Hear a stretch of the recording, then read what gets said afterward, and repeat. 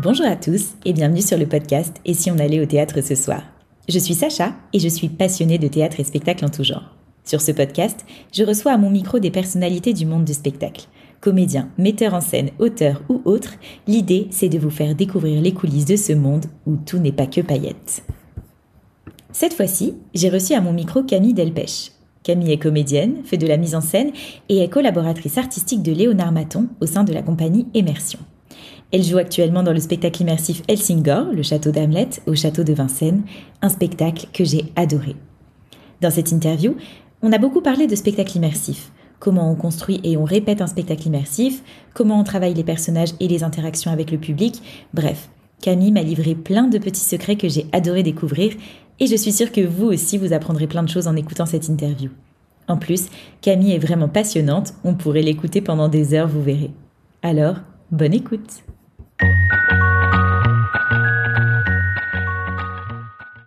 Bonjour Camille. Bonjour Sacha. Merci d'avoir accepté cette interview. Merci à toi, ravie d'être là. Est-ce que tu peux te présenter pour nos auditeurs s'il te plaît ?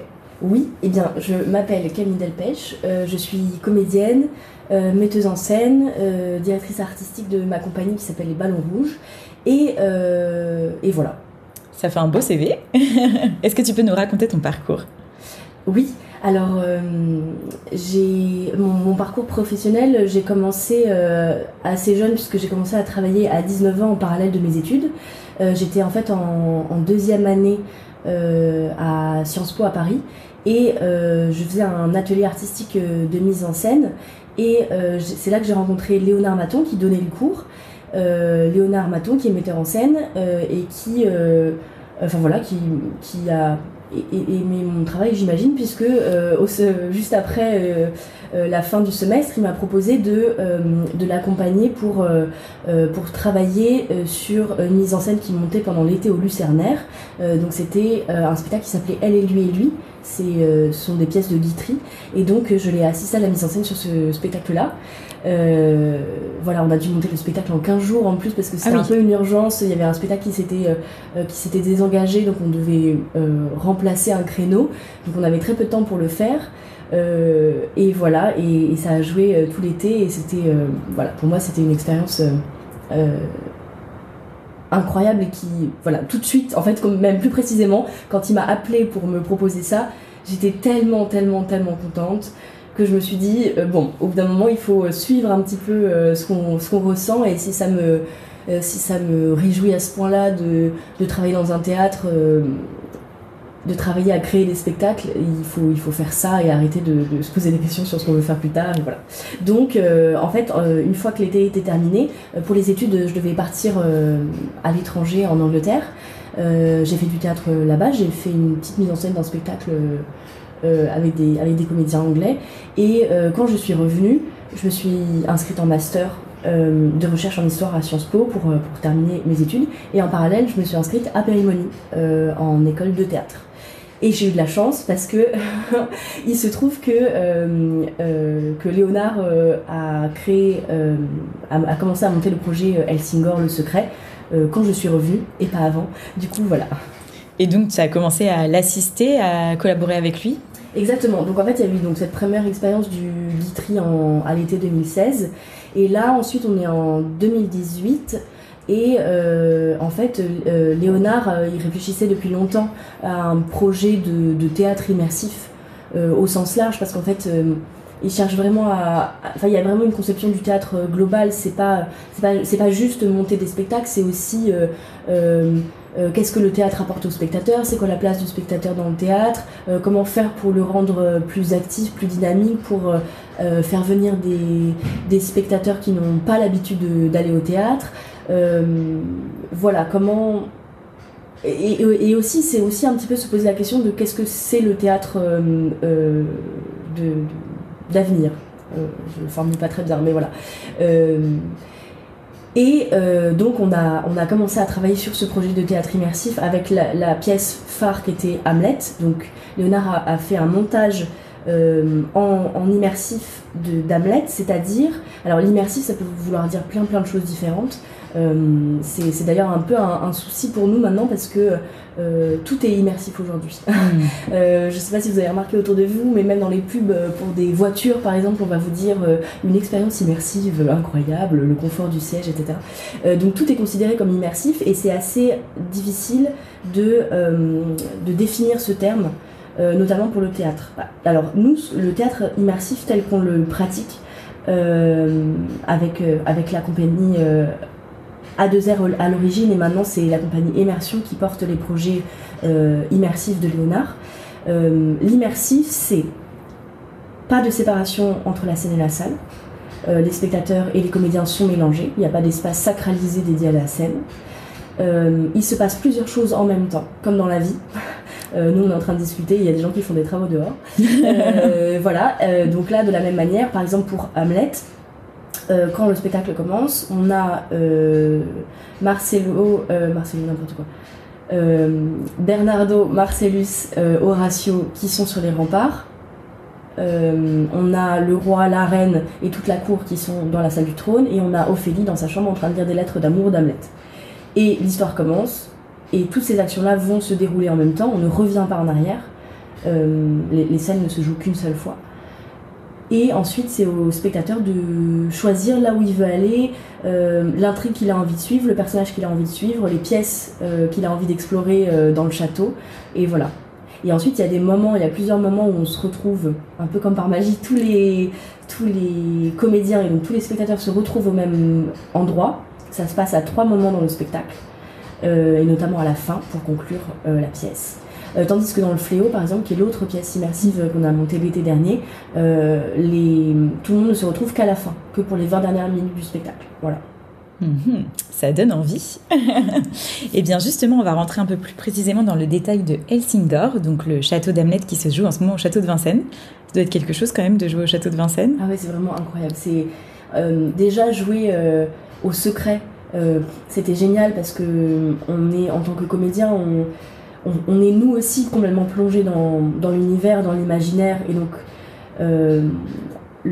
l'espace autour de nous prend en charge énormément de travail d'imaginaire qu'on a moins à faire. On peut complètement se laisser plonger dans l'histoire, et là, au château de Vincennes c'est encore plus dingue parce qu'on est vraiment dans un château fort. On est vraiment dans un ancien château fort. On joue dans les escaliers en colimaçon, on court sur la passerelle.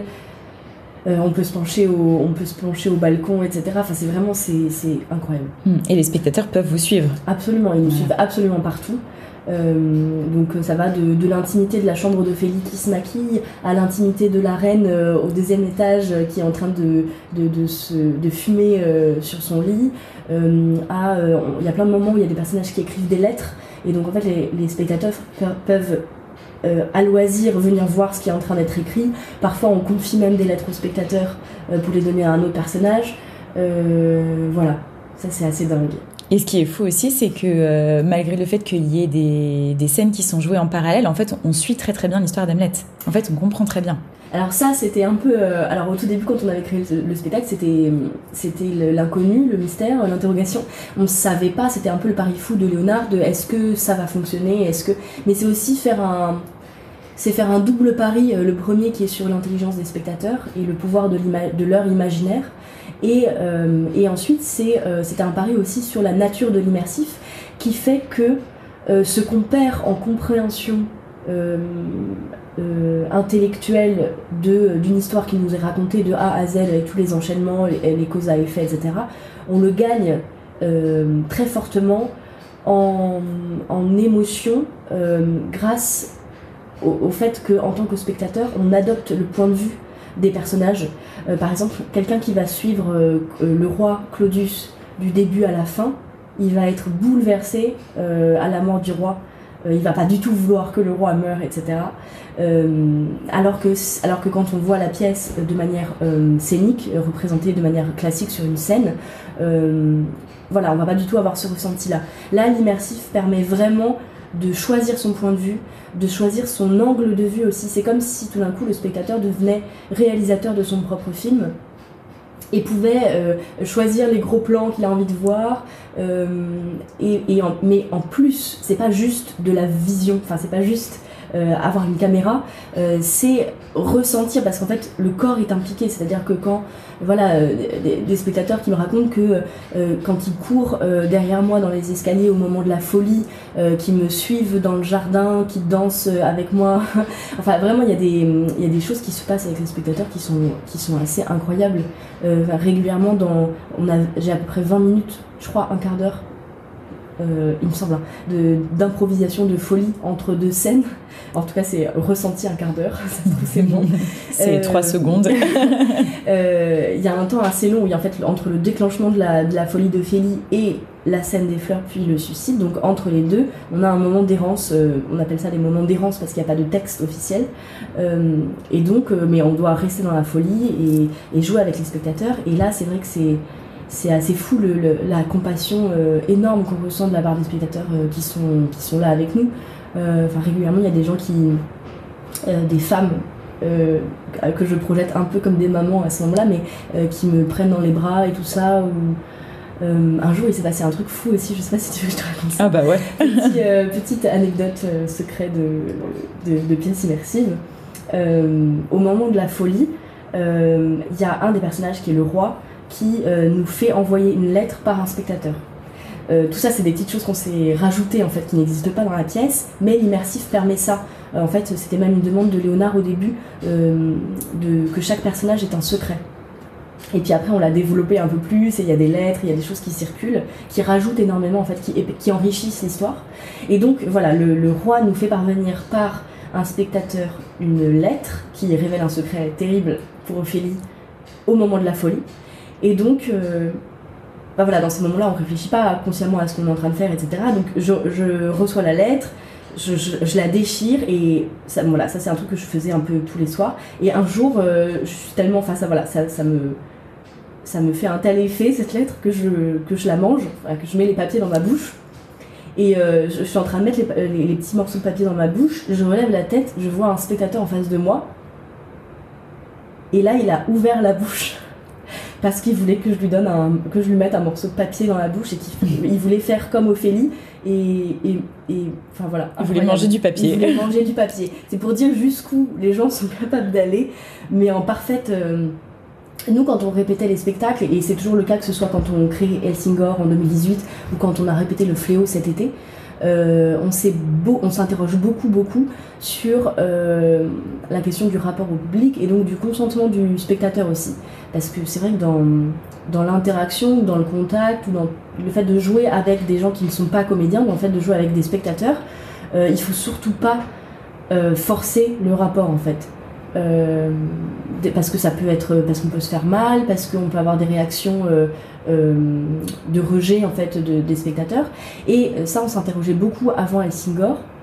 Mais ensuite, quand le spectacle s'est joué, on s'est rendu compte que ça se faisait très organiquement, très naturellement. Les gens qui n'ont pas forcément envie d'être pris à partie se mettent un peu plus loin, se mettent au 2e, 3e rang, etc.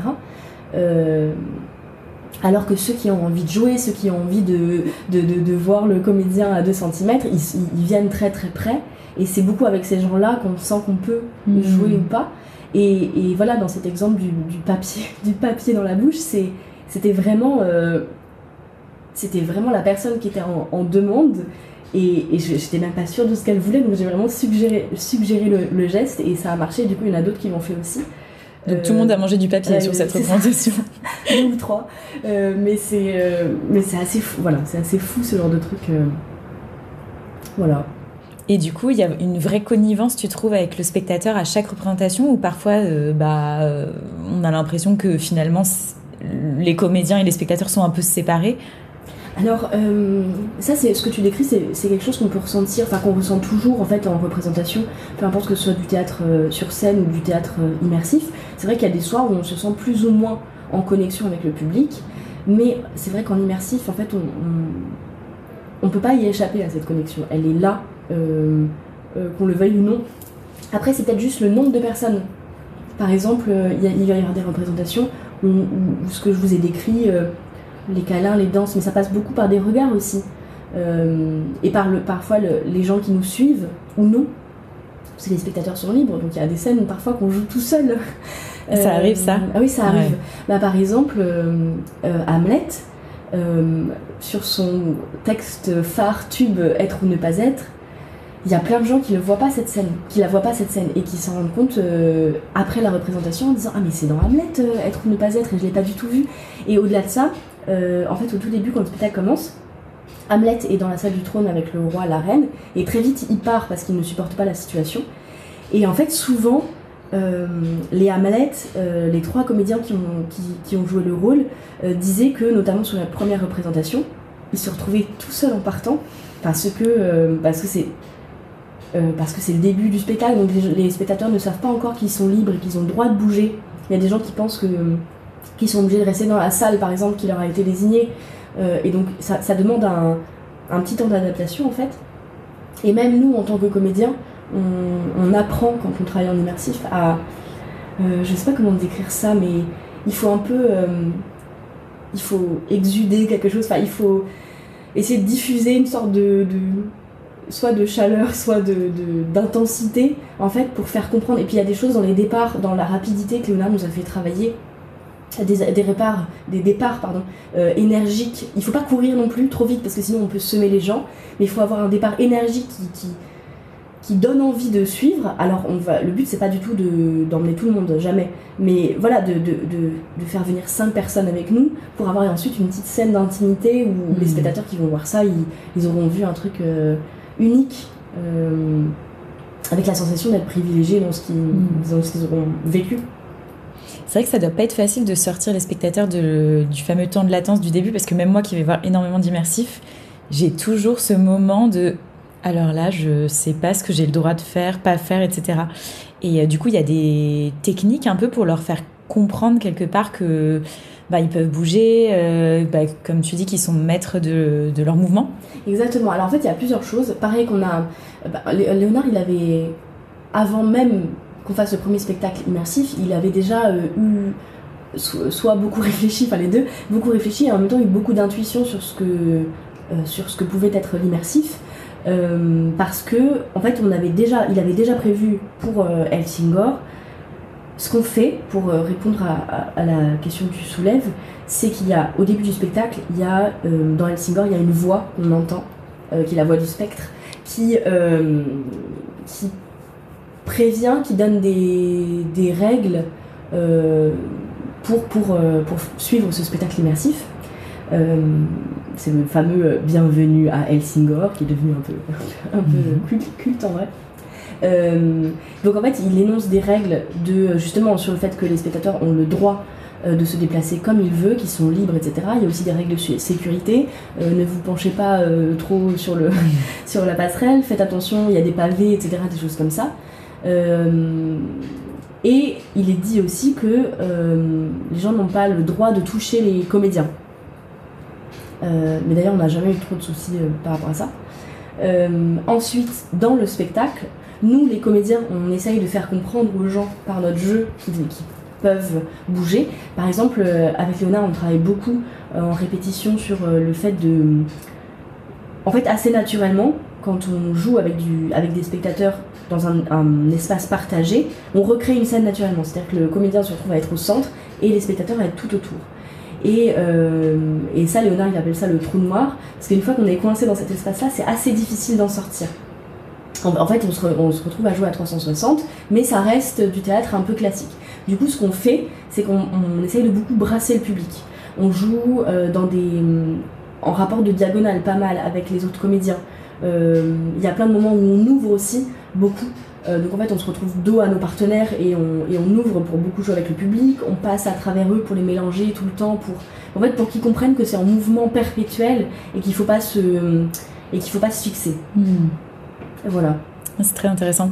Et du coup, justement, comment on répète un spectacle de théâtre immersif ? Parce qu'il y a quand même plusieurs données qui rendent plus compliqué à répéter ce spectacle qu'un spectacle classique. Parce que déjà, vous jouez plusieurs scènes en simultané. Et en plus de ça, le public est quand même un peu au milieu de vous. Vous vous déplacez, vous savez pas exactement où est-ce qu'il va se placer, le public, etc. quand vous répétez. Donc, comment ça marche ? C'est quoi les étapes ? Alors, déjà, l'essentiel, c'est que avant tout, c'est du théâtre. Donc en fait, il y a 75% du travail où c'est du travail pur de scène, de construction de personnages, de construction de scène, d'enjeux, de ce qui se joue. C'est vraiment un travail de scène, de théâtre tout à fait normal. Simplement, en termes de mise en espace, très vite, on travaille en immersif dans le sens où en fait, en immersif, on ne peut pas fixer grand-chose. C'est-à-dire qu'on ne peut pas décider, comme dans un spectacle normal, on ne peut pas dire qu'on sera forcément à tel endroit pour être pile dans la bonne lumière, etc. etc. Tout ça, c'est pas forcément valable parce que les spectateurs bougent tout le temps. Donc voilà. Après, en revanche, on a... comment dire, c'est comme si on a des points de repère, en fait, des points d'étape. Et surtout, on a ces rapports un peu de diagonale, de brassage, de rapport au public, de points de tension en fait entre nous, entre comédiens. Et c'est plutôt ça qu'on fixe et qu'on travaille.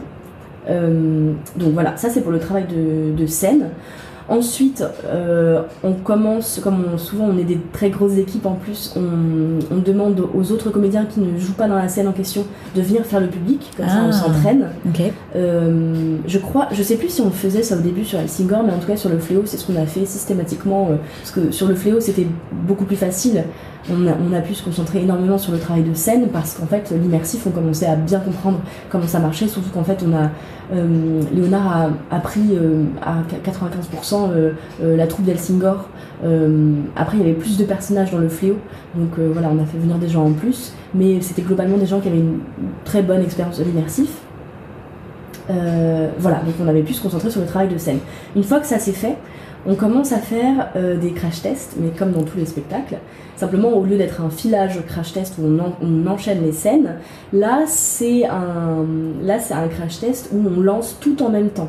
Alors on le fait pas sur la pièce complète parce que ça se dérègle très vite. Donc on va faire par exemple 20 minutes de spectacle, donc peut-être l'équivalent de... En fait ça dépend des parcours, le nombre de scènes n'est pas forcément équivalent selon les parcours. Donc 20 minutes de spectacle, on va se dire ça correspond à l'acte 1 de la pièce. On lance, en fait par exemple le Fléau on répétait dans un espace qui n'est pas du tout un espace de théâtre immersif, qui était un lieu de répétition à Montreuil qui s'appelle la Générale, où il y a plusieurs salles, et en fait on utilisait aussi le hall pour... voilà. Donc on lance, les scènes se lancent et se déroulent, et en fait on voit à partir d'où il y a des problèmes qui se créent, c'est-à-dire les différences de rythme, etc. etc. Et c'est beaucoup ça en fait. Ensuite on doit régler le rythme des scènes pour faire en sorte que ça se termine plus ou moins en même temps. Tout ça n'est possible que grâce à l'énorme travail d'adaptation que fait Léonard en amont.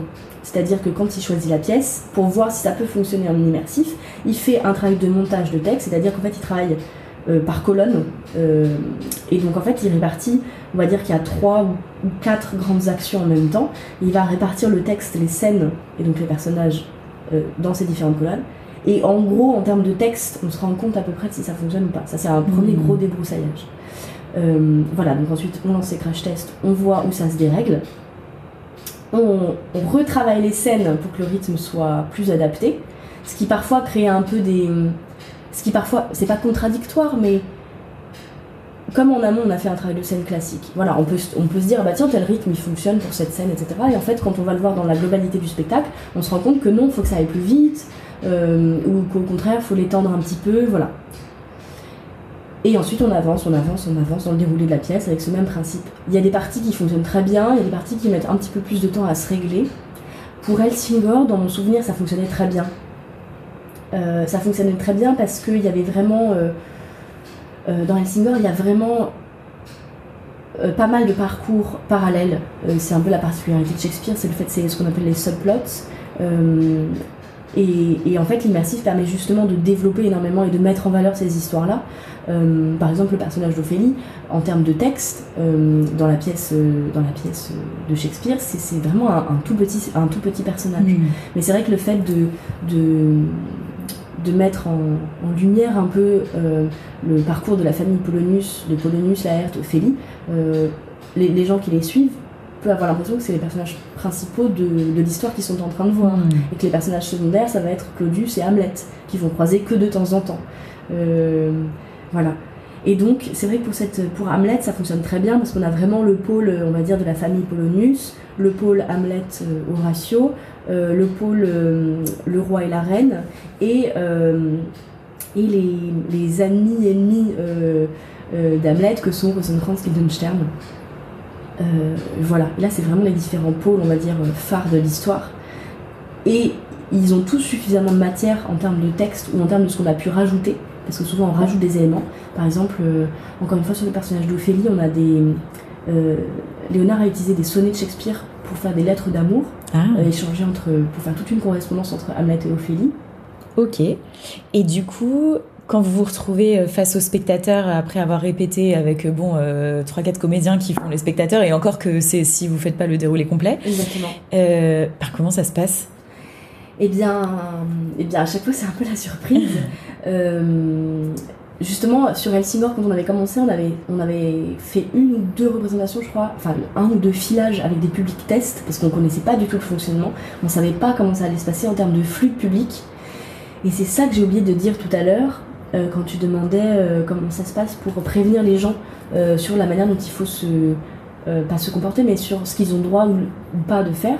En fait, on a mis en place un fonctionnement de complice. C'est-à-dire que dans le spectacle, en plus des comédiens, il y a 2 ou 3 personnes, toutes en noir, avec un chapeau assez caractéristique, qui sont là justement pour guider les spectateurs. Ah, ok. Et donc, ils font parfois un peu... soit qui vont par exemple tout d'un coup se mettre à courir ou à mettre de l'énergie pour montrer aux gens qu'il faut suivre un personnage, soit qu'ils vont se mettre à un carrefour, ils vont se mettre à l'angle et ils vont indiquer par leurs bras la direction dans laquelle il faut aller. Parfois le bras n'est même pas nécessaire, en fait juste se mettre le pouvoir du regard. En fait juste regarder dans une direction, ça va donner l'intuition au spectateur qu'il se passe peut-être quelque chose là-bas.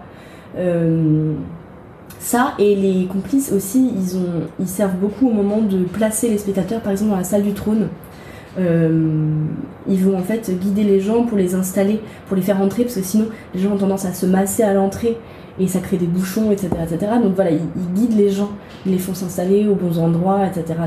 Ils veillent un peu à la sécurité des gens aussi au passage. Voilà, ça c'est un rôle qui est très important aussi dans le rapport au spectateur. Et donc nous, une fois qu'on joue pour la première fois avec les spectateurs, et ben c'est là que le spectacle naît. C'est encore plus valable que pour les pièces normales. C'est vraiment quand on joue le spectacle face au spectateur qu'on se rend compte de ce qu'on est en train de raconter. Enfin, pas ce qu'on est en train de raconter, pardon, mais de ce qu'on... aussi un peu de qui on est en tant que personnage, de notre place dans l'histoire, de ce qu'on peut apporter aux gens, aux spectateurs en termes de couleurs de récit, de choses comme ça. Je sais pas si c'est très clair ce que je raconte. Ouais, je comprends, tout à fait. Voilà, et surtout, en fait, Léonard, il est en complice tous les soirs dans les 2 spectacles. Et en fait, et tous les soirs, il est... vraiment, il a une obsession au sens noble sur cette affaire de réglage des flux publics, du tempo aussi, du rythme du spectacle, et il est très attentif à savoir où vont les spectateurs, pourquoi ça fonctionne pas à tel moment, pourquoi est-ce qu'il n'y a pas suffisamment de monde dans telle scène alors qu'on voudrait qu'il y en ait plus, qu'on voudrait qu'il y en ait autant. Par exemple sur le fléau que tu as vu. Oui. Moi, je joue un personnage qui s'appelle Marianne et qui est folle amoureuse, la pauvre, de Angelo, qui était son fiancé et qui l'a abandonné le jour où sa famille à elle est morte, en la ruinant au passage. Donc il l'a abandonné, il est ministre. Et il vient d'obtenir les pleins pouvoirs, le pouvoir le rend complètement fou. Et il rencontre une jeune nonne qui vient plaider pour sauver la vie de son frère. Et là, il a un switch qui s'allume dans sa tête, ou qui déconne dans sa tête, et qui fait que voilà, il a une excitation liée au pouvoir, un rapport de domination, un truc de... cette femme est aussi intelligente, voire plus que lui, un truc qu'il supporte pas.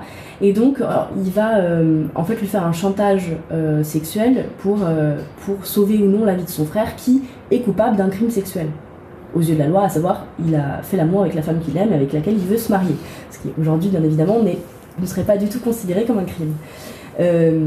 Et donc, il y a tout un stratagème qui est mis en place par le personnage d'Isabelle et le personnage du duc, où en fait Isabelle va faire semblant d'accepter le chantage et donner rendez-vous à Angelo. Simplement, en fait, c'est mon personnage qui va y aller à la place, ce qui va permettre, d'une certaine manière, de conclure le mariage, parce que le fait de consommer la relation sexuelle va faire qu'ensuite Marianne va pouvoir réclamer en place publique ses droits au mariage sur cet homme. Voilà. Et donc cette scène, on a travaillé donc en plus avec un coordinateur, un chorégraphe d'intimité sur le travail de cette scène, parce qu'on doit faire l'amour dans le spectacle à un moment donné. Avec des spectateurs collés. Et tout. Et justement, en fait, de base, cette scène, on voulait la faire plutôt derrière une tente. Et puis en fait, on s'est rendu compte en faisant les représentations que ça marchait pas parce qu'il y avait beaucoup de monde. Et donc maintenant, en fait, on joue la scène au beau milieu du palais ducal parce que, en fait, on était persuadés qu'il y aurait 5 personnes à cette scène. Il y a tous les spectateurs. Voilà, forcément. Ce qui change pas mal de choses. Léonard avait pris plein de précautions. Il y a une garde et un autre complice qui sont là à ce moment-là au cas où il y a des gens qui s'approchent de trop près. On est habillés, enfin voilà, tout va bien en vrai. Mais c'est plus de l'ordre de la chorégraphie. Je trouve que le terme est assez juste. Mais on ne s'attendait pas du tout à ce qu'il y ait autant de monde et ça change pas mal de choses. Et surtout, on était persuadés qu'il y avait des gens qui partiraient une fois qu'ils auraient compris ce qui est en train de se passer dans la scène. Et pas du tout.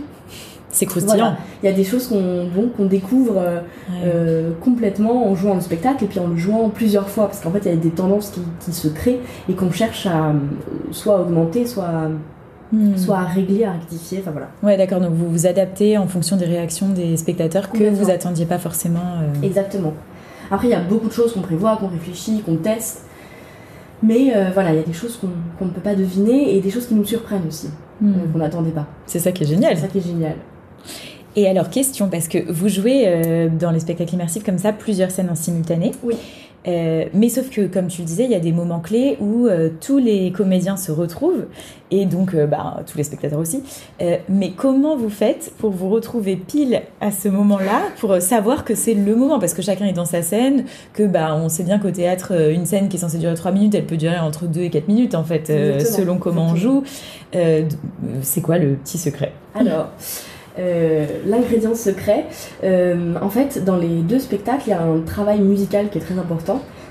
Dans Helsingor c'est une bande son musicale qui a été créée par Claire Mailleux et donc en fait chaque pièce a un peu son univers sonore et en plus de ça il y a tout un tas d'éléments sonores ponctuels, donc ça va être des coups de tonnerre, des coups de canon, des cloches, des choses comme ça, et en fait tout ça pour nous ce sont des repères. Soit pour savoir où on en est de la scène, typiquement tu disais la scène est plus ou moins longue et tout ça, en fait justement quand on entend tel son dans une scène donnée, on sait qu'il faut qu'on est tranquille et qu'on peut prendre notre temps pour finir, ou au contraire qu'il faut qu'on accélère un petit peu. Voilà, et c'est tout à fait comme ça que ça fonctionne aussi pour les scènes de groupe, c'est-à-dire qu'en fait on a chacun dans notre pièce un repère qui nous dit ok il est l'heure d'aller en salle du trône pour la scène du meurtre de Gonzague, du théâtre dans Hamlet. Et voilà. Et en fait, à force de le faire aussi, il y a des choses qui se mettent en place toutes seules. Sur le Fléau, c'est de la musique en direct. C'est Laurent Labrouillère qui a fait tout le travail de composition et d'orchestration musicale sur tout le spectacle. Et donc, voilà, il y a de la musique en continu et qui nous donne des repères en fait sur ce qui se passe. Et du coup, je te parlais du rôle des complices tout à l'heure, donc il y a aussi un rôle qui s'est ajouté à ça de topper, c'est-à-dire de gens dans le Fléau. Il y a Jean-Baptiste Barbiarib qui est en drag queen et qui est à l'emplacement du cabaret musical, enfin qui est en musique, et qui en fait a une oreillette reliée avec Léonard et avec d'autres personnes, afin de dire c'est bon, Angelo est sorti de sa chambre, top 25. Des choses comme ça. Voilà, c'est aussi comme ça qu'on fonctionne. Et d'ailleurs, le dispositif sur le Fléau, comme il est léger, parce qu'il n'y a pas besoin de branchement dans tous les sens, etc. L'idée sur Helsingor, pour pouvoir également le tourner, ce serait aussi de réussir à alléger un peu le dispositif. Parce qu'en fait, je te parle de top sonore et de choses comme ça, mais en vrai, il y a quand même un truc un petit peu magique qui fait que normalement ça tombe juste. En fait, quand le spectacle a été suffisamment répété, etc., qu'on a réglé ce que je te disais, on a joué les scènes en même temps, on s'est rendu compte que, ah non, ça fallait, le commencer un tout petit peu avant, etc. Une fois que ces réglages-là, ils sont faits, normalement, ça tombe juste, même si on n'a pas les tops. Par exemple, je dévie un petit peu, mais j'interviens en lycée, en option et en spé-théâtre depuis plusieurs années maintenant. Et avec 2 de mes promos, j'ai fait 2 spectacles immersifs différents, parce qu'en plus les élèves étaient venus voir Helsingor, etc. Ça les avait beaucoup marqués et ils avaient envie de travailler ce genre de théâtre. Donc on avait fait une adaptation de Roméo et Juliette en immersif dans le lycée. Et l'année d'après, avec d'autres élèves, une adaptation de La Vague en théâtre immersif aussi dans le lycée. Simplement, bien évidemment, nous n'avons absolument pas de moyens techniques, dispositifs sonores, etc., etc. Donc c'était un peu le pari aussi de voir si ça allait tomber juste, si ça allait... Et en fait, ça fonctionne... Enfin, en fait, une fois que le découpage il est fait, le montage est fait, ça fonctionne puisque, en fait, il y a toujours des éléments dans le jeu qui font que c'est pas grave si tel personnage attend 2 minutes avant d'entrer dans la salle du trône, parce que la scène d'avant elle n'est pas terminée. En fait, il y a plein de choses qu'on peut trouver en termes de jeu qui permettent de comment dire, je vais pas de trouver... pallier et puis de faire de pallier et puis de ah mince, en gros c'est pas grave, c'est des petits moments qui ne sont pas des moments de latence, qui ne sont pas des moments d'attente, qui font qui nous permettent de retomber sur nos pattes assez facilement. Voilà, ça c'est un élément vraiment très important. Par exemple, je reprends ce moment de Ophélie Polonius quand on doit partir pour aller voir le théâtre dans la salle du trône. En fait, à partir du moment où Polonius arrive dans ma chambre, moi je suis en train de terminer de me maquiller, lui il vient d'arriver parce qu'il avait des scènes précédemment là-haut. En fait, une fois qu'il est arrivé, il faut qu'on parte dans les 2 minutes et on sait qu'on est bon. C'est ce genre de petites choses qui peuvent permettre aussi de régler ces moments-là. Dans le Fléau, c'était encore différent parce qu'en fait, comme c'était en plein air et dans un seul espace, en fait, on se voit. Ouais. Donc là, il peut pas trop y avoir ce genre de soucis. Ouais, je comprends. Voilà. Mais du coup, ça veut dire aussi que dans le cas où c'est un dispositif sonore, vous pouvez pas être totalement dans votre scène, puisque du coup, il y a quand même une partie de votre cerveau qui est à l'écoute de ce qui se passe, on va dire... Alors ça, c'est un vrai sujet, parce que c'est vrai que ce soit dans Helsingor ou dans le Fléau, il y a vraiment des moments où les comédiens, on disait, non mais là, je suis désolée, mais j'arrive pas à entendre le top, ou comme je suis concentrée sur ce que je suis en train de dire, etc. Donc en fait, ce qu'on fait, c'est qu'on n'en met pas trop, les tops. On essaie de ne pas trop en mettre, et surtout, il faut que chaque comédien identifie bien. La plupart des comédiens vont avoir 6 tops importants dans leur parcours, et les autres tops ne les concernent pas. D'accord. Donc il ne faut pas être à l'écoute de tous les tops, il y en a quelques-uns qu'il faut bien identifier. Et puis surtout, comme il y a des complices, en plus, ça permet parfois de doubler d'une présence physique qui fait qu'on sait si c'est à nous d'y aller ou pas. Voilà. Et tu parlais beaucoup des temps de latence qui ont lieu pendant le spectacle. Est-ce que ça veut dire que quand on veut jouer dans un spectacle immersif, il faut faire de l'impro, il faut être bon en impro ? Je pense qu'il faut être bon en impro dans le sens où il faut être... pas dans le sens où il faut inventer du blabla, parce que ça, jamais on n'invente pas de texte. C'est la règle. Léo, il nous autorise à redire des mots qu'on dit à un autre moment dans le spectacle. Des petites choses. Mais on n'a pas le droit d'inventer de texte, parce que sinon la différence, elle va se sentir très fortement. Oui, par rapport à du Shakespeare. Par rapport à du Shakespeare, c'est difficile d'improviser. Il y a une part d'improvisation dans le sens où il faut être très au présent, très connecté avec ce qui est en train de se passer, avec les spectateurs qui sont complètement différents, qui sont non seulement physiquement placés différemment, qui interagissent dans leur énergie très différemment avec nous, qui réagissent à ce qu'on leur propose complètement différemment. Donc en ça, il faut être totalement au présent, et il faut être l'immersif ne supporte pas le faux ou le fait de fabriquer. Il faut être... tant pis si tel jour on a moins d'émotions qu'un autre jour, mais il faut faire avec ce qu'on a ce jour-là. Il faut pas essayer il faut pas faire semblant, parce qu'en fait, je caricature un peu, mais un comédien qui joue la douleur, par exemple, sur un plateau théâtre et qui est loin, ça peut complètement fonctionner de loin, mais en fait de très très près, on va très bien s'en rendre compte si c'est pas un ressenti très sincère. Donc il vaut mieux faire un peu moins selon les représentations, plutôt que d'essayer de faire toujours très très fort si on le ressent pas vraiment. Je sais pas si c'est clair. Ouais.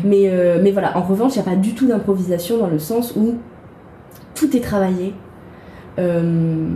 Tout est travaillé tout le temps, il n'y a pas de texte qu'on rajoute, il n'y a pas de choses comme ça. En revanche, il y a plein de choses nouvelles qui se créent tous les soirs. Ça, c'est la part d'improvisation. En fait, c'est plus une part de création de l'interprète qui a lieu tous les soirs en représentation, mais ça qui est valable complètement aussi dans le théâtre scénique. Mais c'est vrai que là, c'est assez fort ce qui se passe, puisque par exemple, justement, il y a ces échanges de lettres, il y a ces rapports avec les spectateurs. Parfois, il y a carrément des mini-scènes nouvelles qui se créent entre personnages, parce qu'en fait, on n'avait pas forcément prévu que, je dis n'importe quoi, Rosencrantz va croiser Laërte à un moment donné dans un couloir. C'est pas prévu dans la pièce normale, on s'en rend compte au moment où on joue le spectacle, et en fait on joue avec. On essaye, en fait en immersif, comme il faut jouer en continu pendant 1h30, moi j'ai vraiment cette sensation qu'on est en recherche de nourriture de jeu tout le temps, et donc on est très à l'affût les uns des autres. En plus c'est avec des comédiens qui sont... cette troupe, c'est des comédiennes qui sont tous très généreux, et qui sont... généreux avec les spectateurs, mais généreux entre nous aussi beaucoup. Et donc on se donne du jeu tout le temps. Donc deux personnages qui vont se croiser dans un couloir, ils vont jouer avec. Quitte à ce que ce soit en s'ignorant, mais s'ils s'ignorent, ça signifie quelque chose. Bien sûr. Voilà. Est-ce que tu as un rituel avant de démarrer un spectacle immersif comme ça ?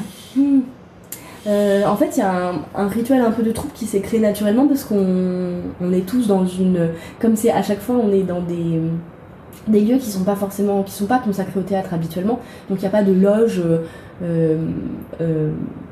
très conventionnelle, on va dire. Donc par exemple pour le Fléau, on est dans les sous-sols du Conseil constitutionnel. Ah, génial. Dans les vestiaires je crois des agents de sécurité, d'entretien et tout ça qui nous les prêtent pour l'occasion. Donc en fait on est tous ensemble dans une sorte de cave immense avec des miroirs et tout ça, et en fait il y a tout le moment où on se maquille tous ensemble parce qu'à chaque fois on se met du blanc pour paraître un peu plus pâle, un peu fantôme, etc. Donc ça c'est vraiment le rituel de troupe, et voilà, je trouve qu'il y a vraiment un moment de transformation, c'est un peu bateau ce que je veux dire, mais c'est vrai, un moment de transformation au moment où on se costume, au moment où on se maquille, au moment où on se fait les coiffures. Et surtout maintenant par exemple avec le personnage d'Ophélie, c'est vrai que comme ça va faire depuis 2018 que je le joue, il y a un truc vraiment à chaque fois essayer de retrouver la peau, le costume, la coiffure, la tête d'Ophélie, etc. C'est un moment assez fort. Et puis en fait l'univers aussi du spectacle, c'est-à-dire la chambre, les petits éléments de décor, le petit bureau, le papier à lettres, la musique, à chaque fois ça fait un effet assez incroyable. Je la retrouve dans 2 semaines là. Tu as hâte. Donc j'ai hâte, voilà. Et après je suis pas trop, en vrai je pense pas être trop dans le rituel et des choses comme ça. En fait il y a plutôt des petites choses qui se mettent en place sur chacun des spectacles, mais à chaque fois c'est un peu différent. Et justement, sur le spectacle Helsingør, tu es collaboratrice artistique. Oui, tout à fait. Qu'est-ce que ça veut dire ? C'est quoi ton rôle ?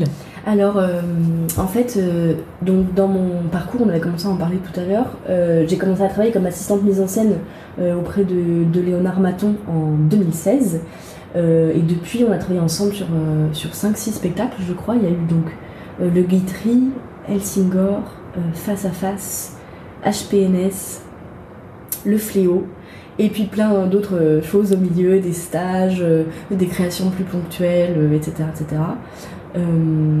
Donc voilà, collaboratrice artistique ou collaboratrice mise en scène, c'est un terme un peu comme immersif, un peu fourre-tout, où chacun met un peu ce qu'il y veut. Là concrètement, c'est le rôle à la fois d'assistant à la mise en scène.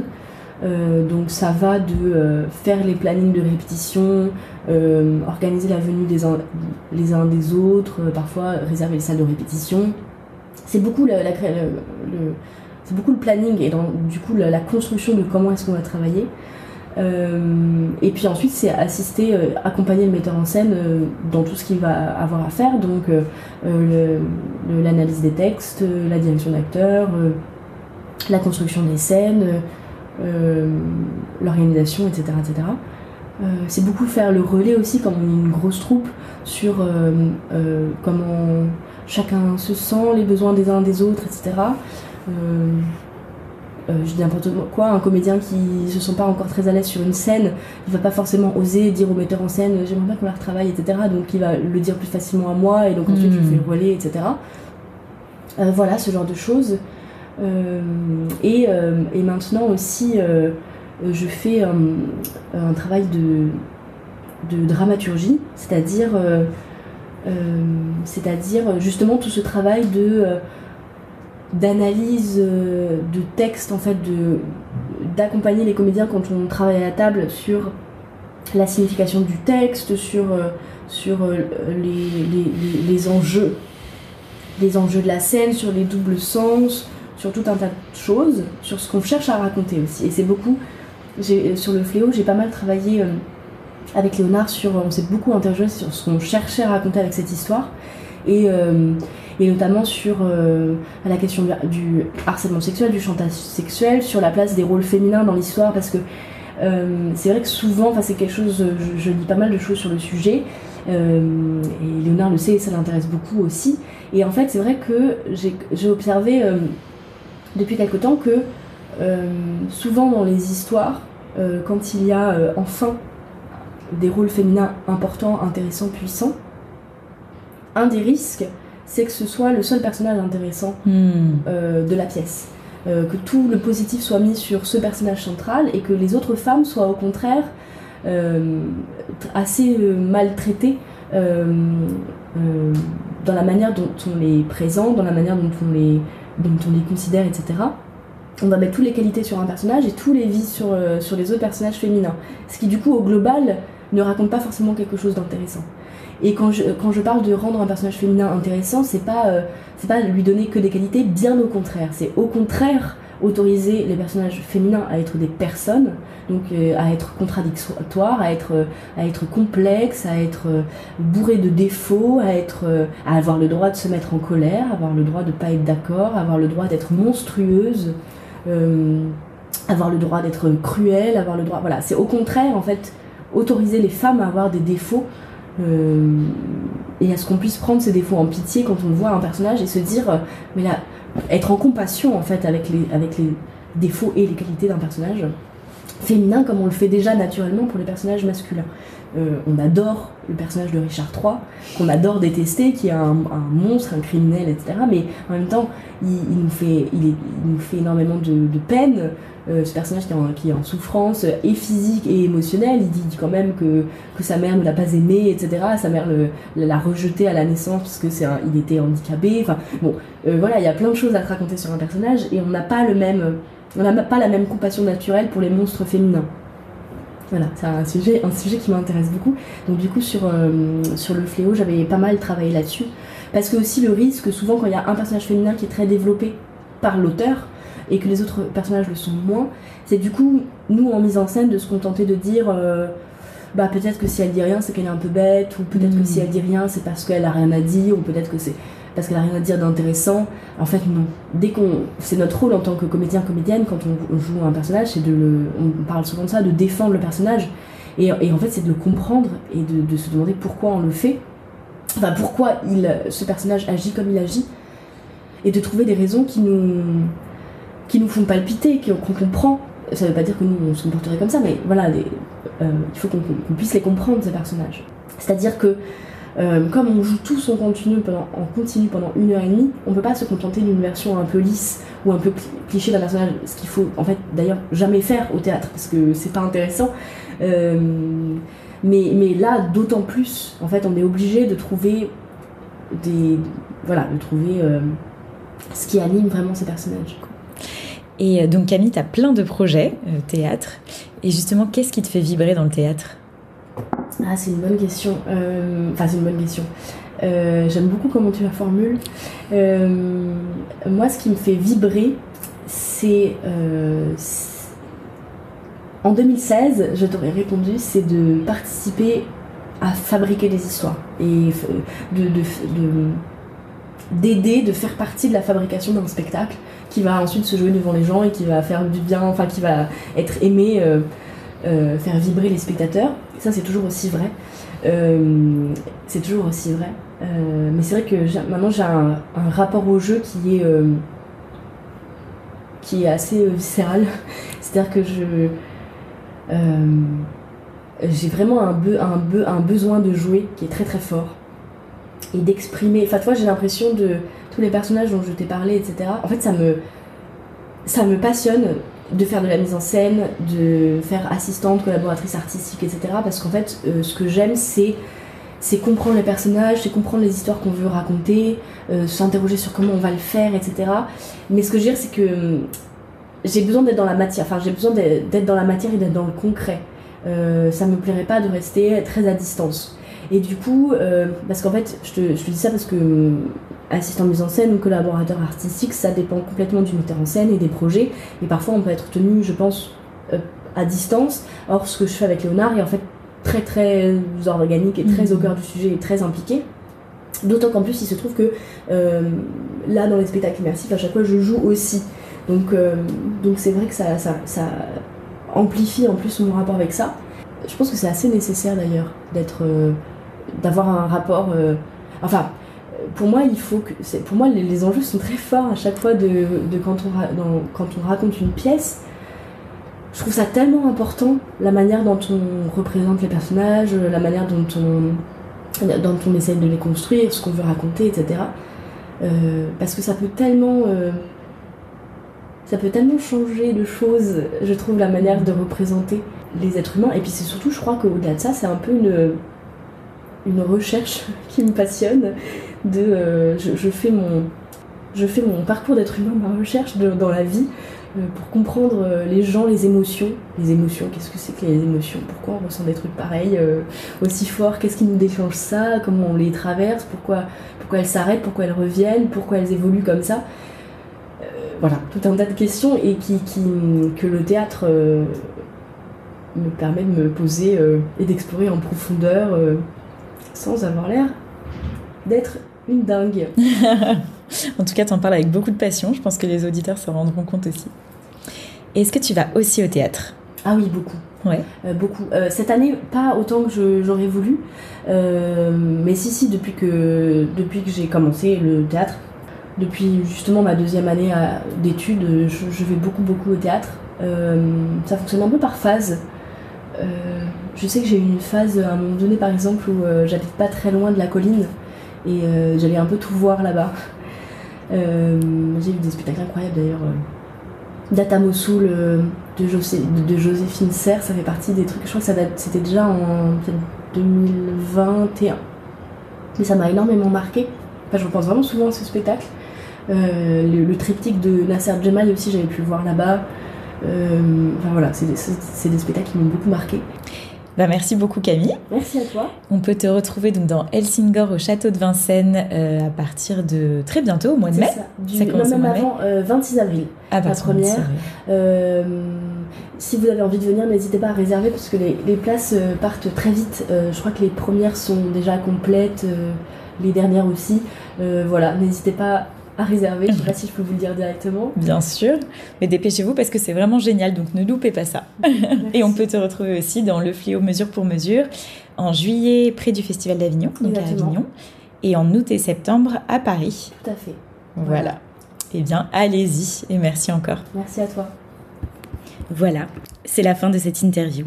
Si ce moment vous a plu, n'hésitez pas à mettre une note ou un commentaire sur ce podcast, à le partager autour de vous et à vous abonner bien sûr pour être au courant des prochains épisodes. Un grand merci pour votre écoute. Je vous dis à très très vite pour un prochain épisode du podcast Et si on allait au théâtre ce soir. Et n'oubliez pas de mettre du théâtre dans votre vie parce que ça la rend plus jolie. Bye bye.